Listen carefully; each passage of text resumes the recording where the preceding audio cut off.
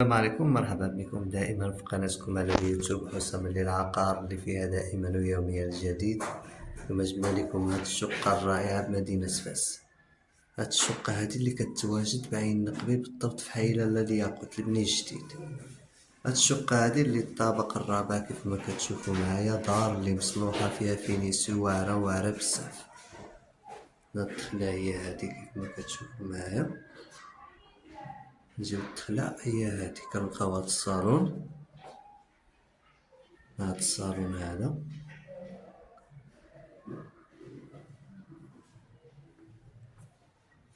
كاين هاد السيجور هذا، سما الدخلة هي هادي.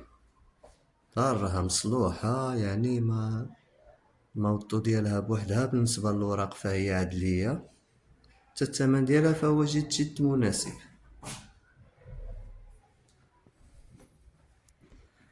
عندنا شنو سميت هاد الطواليت هي هادي، الحمام هو هذا.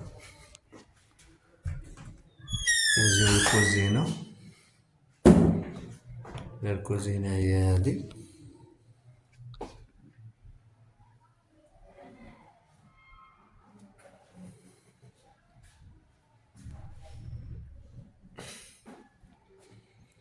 هادي الكوزينة.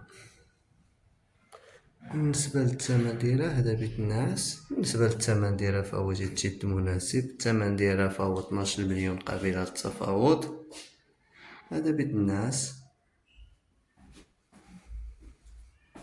ديك إلا بغيتي دير فيها شي حاجة، بيت النعاس اللي كبير كيف ما كتشوفو معايا.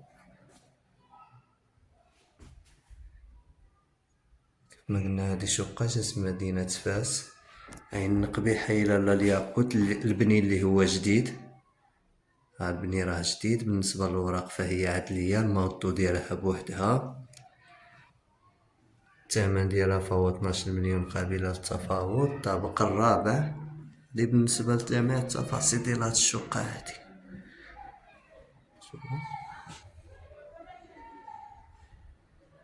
دائما ما تنساوش الاشتراك في قناتكم على اليوتيوب حسام للعقار اللي فيها دائما ويوميا الجديد.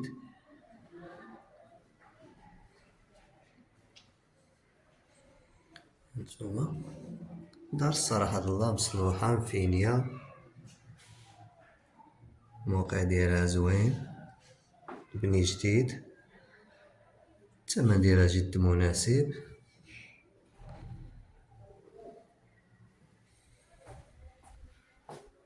يعني شقة واعرة بزاف، حتى الثمن فهو جد مناسب، 12 مليون قابلة للتفاوض. السلام عليكم، لا تنسوا الاعجاب بالفيديو والاشتراك في القناة تشجيعا لنا لنستمر بنشر المزيد إن شاء الله.